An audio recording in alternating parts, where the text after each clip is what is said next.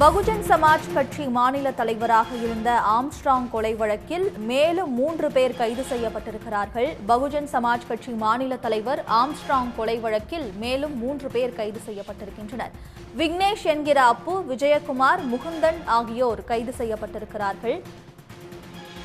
Armstrong கொலை வழக்கில் இதுவரை 20 பேர் கைது செய்யப்பட்டிருக்கக்கூடிய சூழலில் மேலும் 3 பேர் கைது செய்யப்பட்டுள்ளனர்.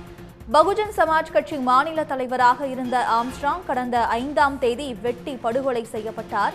இந்த வழக்கில் இதுவரை 20க்கும் மேற்பட்டோர் கைது செய்யப்பட்ட சூழலில் தற்பொழுது மேலும் 3 பேர் கைது செய்யப்பட்டிருக்கிறார்கள்.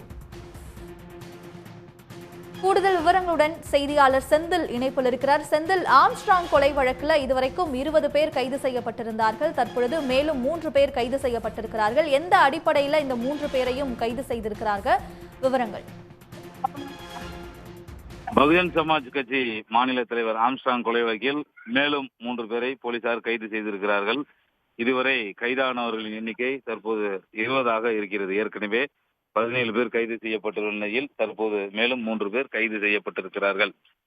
பகுஜன் சமாஜ் கட்சியின் மாநில தலைவர் ஆம்ஸ்ட்ராங் கடந்த 5ஆம் தேதி அவரது வீடு அருகே பெரம்பூரில் மர்ம கும்பலால் வெட்டி கொலை செய்யப்பட்டார். போலீசார் நடத்திய விசாரணையில் பிரபல கூலிப்படை கும்பல்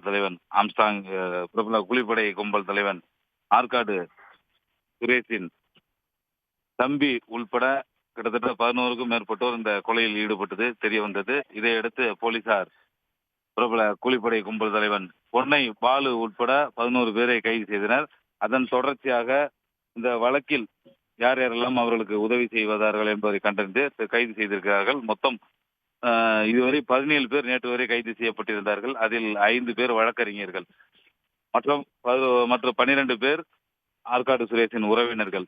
இந்த நிலையில் இந்த வழக்கு தொடர்பாக மேலும் 3 பேரை போலீசார் கைது செய்திருக்கிறார்கள். குறிப்பாக இதில் அப்பு, விக்னேஷ், முத்து, அதே போல முகுந்தன் ஆகிய 3 பேரை தற்போது போலீசார் கைது செய்து எழும்பூர் நீதிமன்றத்தில் ஆஜர்படுத்தி பூந்தமல்லி கிளைச்சிறையில் தற்போது அழைத்து சென்று கொண்டிருக்கிறார்கள்.